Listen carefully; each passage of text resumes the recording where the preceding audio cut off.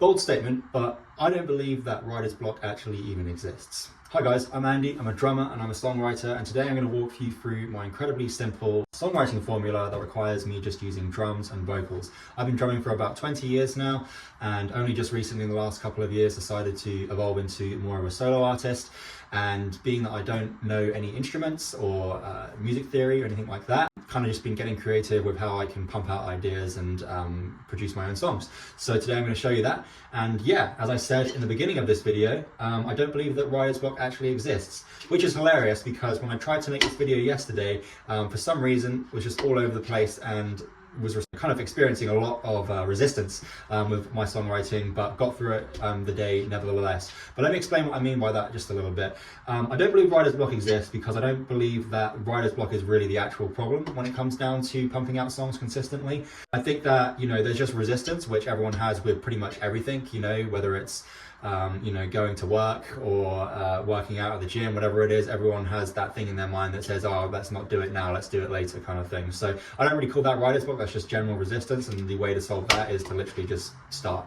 But then when it comes to a lack of ideas, I think, you know, it's not writer's block like you have some kind of like disease in your mind. It's just that you don't have the right tools in the toolkit to spark inspiration. So I'm going to show you my process right now, which essentially leads to infinite inspiration. You'll never ever get you'll never ever lose ideas, run out of ideas or anything like that, and you'll always be able to kind of flow freely throughout the songwriting process. So I'm going to show you how I do that today with just drums and vocals. I do approach songwriting from all different angles. I've been trying it from melody first, vocals first, chords first, and drums first. Those have been the things that I've been rotating around each week. But today I'm just going to stick in my wheelhouse and start on the drums. So I'm going to show you how I do that. Very simple process, so let's get into it.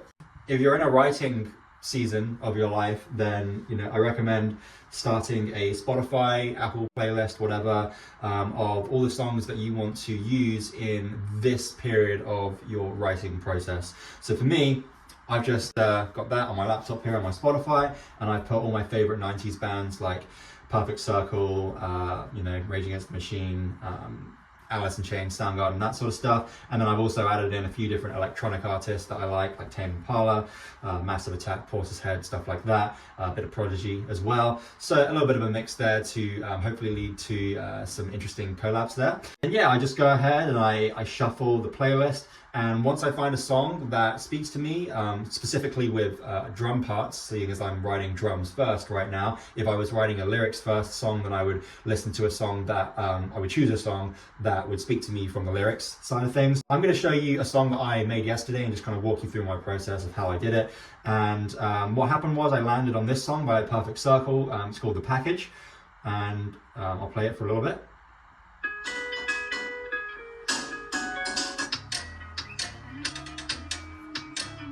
Cool. So this was the groove that I was into. Now, before I get copyrighted on YouTube, I'm going to pause that. That was the groove that I started off with. And then after I found a groove that I like, then I move on to imitation. So I'll learn the groove. To get warmed up as well, I'll usually just jam to the song, so I don't even really need to learn it for that. I can just press play and kind of play along best as I can kind of thing. But then I'll go on to learning the groove. So I'm just going to listen to it a little bit again because I've forgotten it since yesterday, and then I'll play it.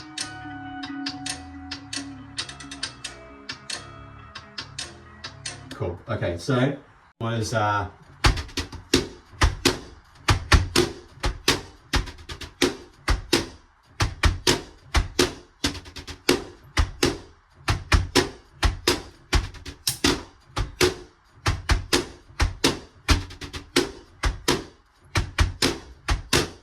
really great, simple groove there. Josh Freese, beautiful.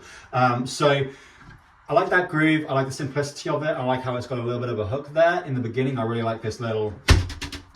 So I kind of wanted to start my groove with that. The way that I create my own grooves is like I find something I like, I imitate it, and then I change it at least 3 times. And if I change it at least 3 times, whether that be the tempo, the feel, moving the notes around a little bit, taking one part and just injecting it into my own drum part, I just want to change it 3 times, and then by that time I've got a completely different groove that cannot be, taken as copying at all. So I really liked the hook at the beginning, that thing there. So I thought, okay, cool, let's try and do that between the hi-hat and the snare just to give a different sound. So that's one shift, like that. And then I was like, all right, I'll keep on grooving after that, just as if it was a groove on the hi-hat and the snare and the bass.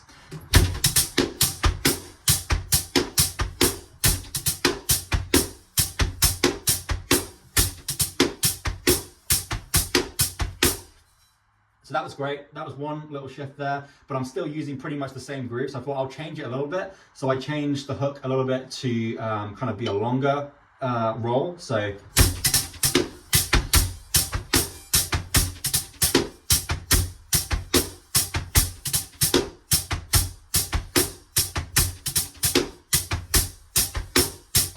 there I've got a completely different groove already. So I've changed it on, I've changed it to a different drum. I've lengthened the hook and changed that a little bit. And I've also changed the groove completely from that point as well. What I usually do with my drum grooves is I'll do like an A, B, A, C kind of formula. So if this is A,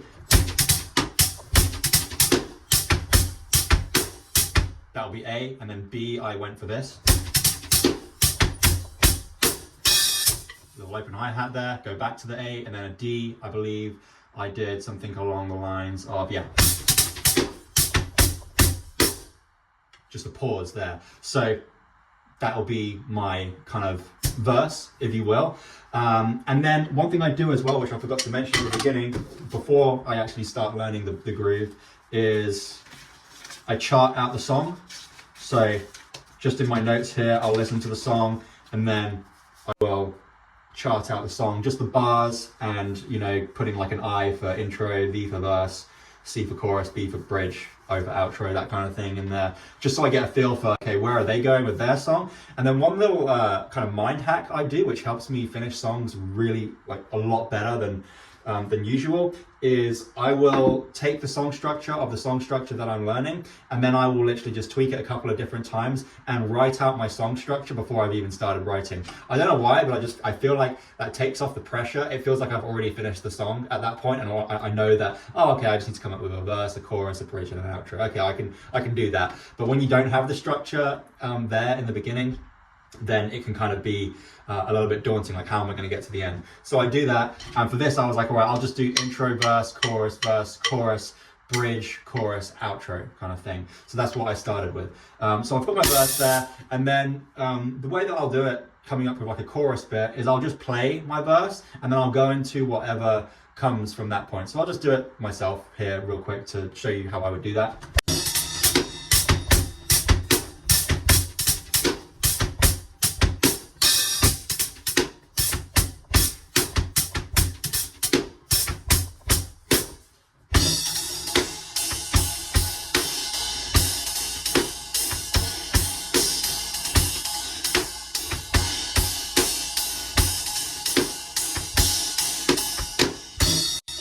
Cool, so yeah, that's what I did with the song before.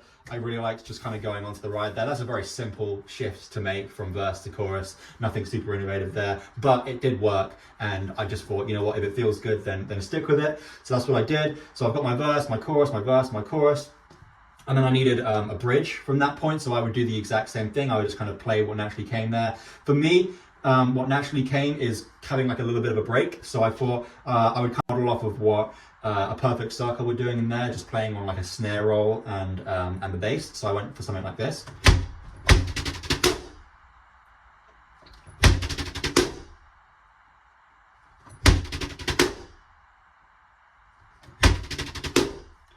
So it's kind of like just a lower part of the song. It's kind of like, you know, strips away a lot of space there. So it's very simplistic. And then I was like, all right, from there I'll go into like a heavier bit of the bridge, kind of like build back up to the chorus. So yeah, I just went for something like this.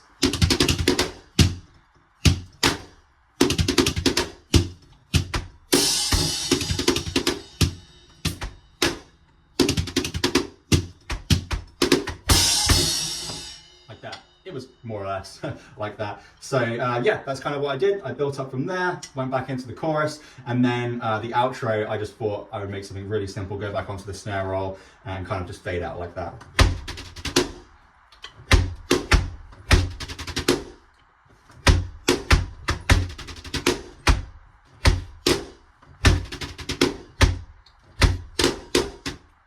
So that was it. That was literally what I decided with when I was writing that song. And then once I had got all of those parts together, it's just plug and play. And what I would do, I would get my my MacBook out, and I'd plug my headphones into the MacBook, and I'd get up GarageBand, just as you can see here. I'll show that on the screen as well. And I would literally just hit record, and I would record literally just my zillion L80 low volume cymbals on these, you know, low volume mesh heads here, and it actually comes out great on the thing. I'll show you the song at the end of the video, so you can kind of get a feel for that. But yeah, I would just hit record, get it down, and that would be the drums. So easy peasy there.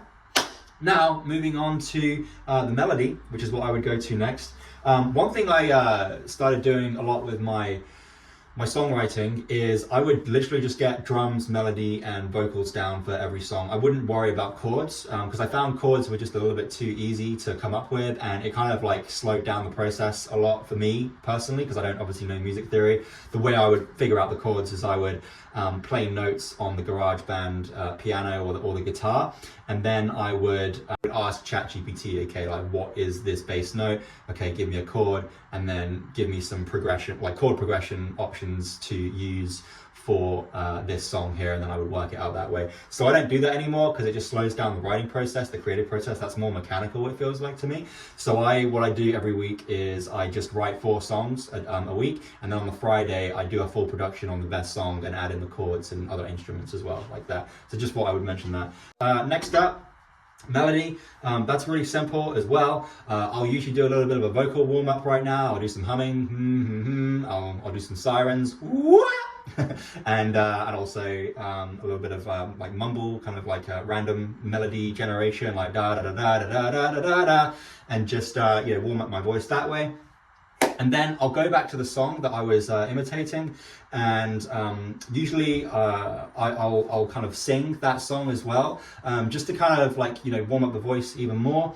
And then from that point, what I'll do is I will get my phone, which is recording this video right now, so I can't do that, but I'll show on the screen what I do, is I will click play on the part of the song that I've written in GarageBand there, and I'll kind of loop, say the verse, and then I'll hit record on my iPhone, and I will just start randomly coming up with different melody possibilities for that section.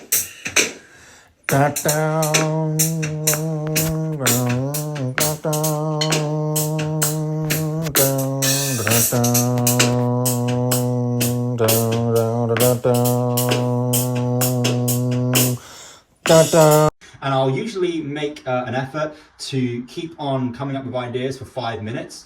And again, I love deadlines and timelines because I feel like it just takes away the stress. It's like, all right, in 5 minutes, I'm going to come up with something that's, you know, good enough to put into the song. So it's not like you're like waiting to come up with something good. You're like, all right, I have 5 minutes to come up with something good. If I don't come up with something good, then it doesn't matter. I'm still going to choose something from that and use it for this. And usually, pretty much all the time, something good enough comes up from it. So I'll hit record, and I'll show that to you on the screen now as well, so you can see what I come up with there.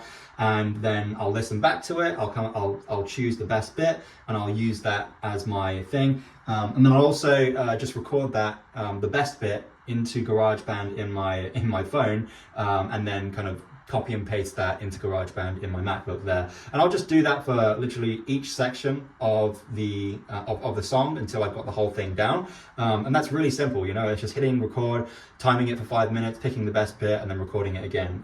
It could not be more simple. I think anyone, whether or not you play music, even, you know, just drums, can come up with a melody. It's not hard, just like, you know, start making noises. And then after that, onto lyrics, really simple and easy. A little trick that I do for writing lyrics, which is kind of a combination of 2 methods that I've kind of blended together myself. I will go back to the song that I was modeling off of, so in this case it was the Perfect Circle song, and I will actually handwrite the lyrics of that song, copy them onto a piece of paper, and just like write out all the lyrics. And I find that does 2 things. If you've ever read the book, The Artist's Way, I think it is, something like that. I've only actually read like a quarter of it, but the one thing that I got from it that was quite cool was doing the morning pages, where you literally just write out what it is that, just random stuff. Basically, you don't think about it, you just write a page of nothingness, and then that kind of gets you into the creative like mode. It kind of like wets the wheel a little bit. And then also, it's something that I used to do when I was a freelance copywriter.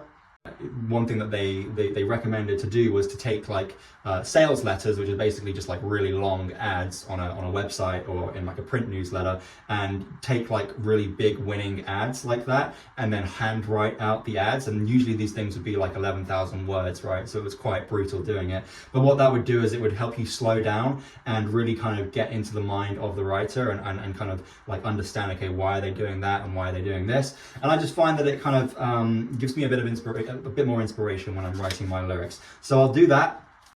The next thing I'll actually do as well after I've done that is I will do pretty much a very similar thing to the melody generation, but I'll do that for the lyrics.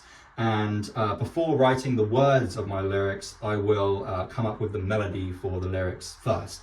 And then it seems a lot easier to come up with words from that point there. And then moving on to the actual writing process, I have a few different questions that I ask myself. One question I could ask myself is, what is a similar feeling to the song that I'm listening to that I could emulate in my song? That is one way to come up with an idea for lyrics. Two, what is something going on in my life right now that is prevalent that I could talk about, or sing about, write about.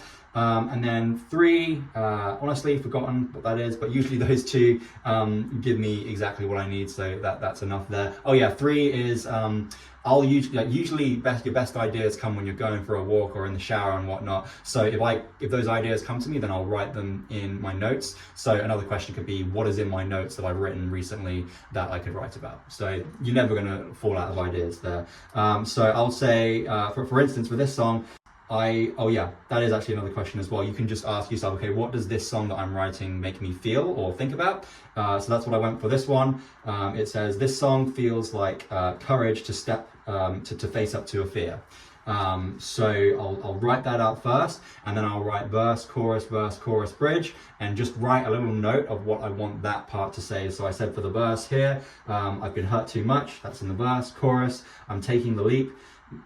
Next verse, refuse to be hurt again, and then chorus is just the same, and then I came up with the bridge a little bit later. So from that point I just write away, and you can put a timeline on there as well. Hit a timer for 5, 10, 15 minutes and just say, right, I'm going to finish this in 15 minutes. I don't usually do that because I find by this point I'm already like warmed up enough, so I will just write it out completely. That's what I did here, and then I'll record it because obviously I've already got the melody for it, and then that's it. Really simple. Not necessarily teaching you anything here. I'm just kind of like talking to you about what my writing process is. I did a similar thing to this a couple of years ago with my first solo album that I'm releasing this year, a little bit later on towards the late summer. And the only difference was I wasn't writing melodies or chords at the time then. The difference this time around is I'm writing my own melodies and chords, and honestly going to be producing this entire album myself front to back, so a lot of skills to learn there. But yeah, keep an eye out for more stuff that I've got coming up. Obviously the Deadline Sessions, which is a YouTube series, a podcast documentary if you will, where I co-create a new song with a new artist every single episode in just 3 hours. It's a real cool thing to check out there, so please subscribe to keep updated on that. And yeah, I'll show you the song that I came up with yesterday that follows this exact same format that I went through today. And obviously it's just a rough demo. It's like a rough day. It's like a demo for sure. So nothing to necessarily be impressed by, but at least you know what I do to get from start to finish, and that's what I do literally at least 4 to 5 times a week. But yeah, keep on writing, and I'll catch you in the next video. Cheers. Down, down, down, down. Down, down, down, down. Down, down, down, down. Down, down, down, down. I've been hurt too much, time and again. I don't wanna go back, I don't wanna stay. Don't hurt me no more, I gotta quit. I'm bulletproof, and I'm getting out. I'm taking the lead.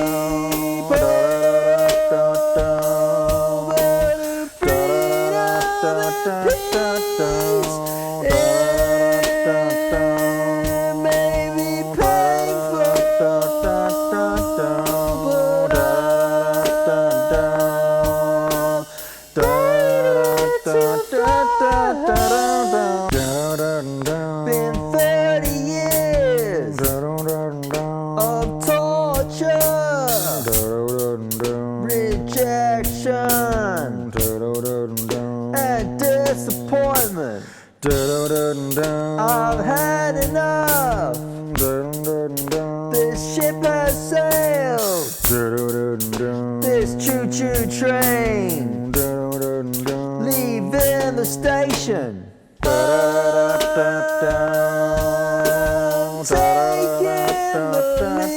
the leap over the freedom and peace. It may be painful,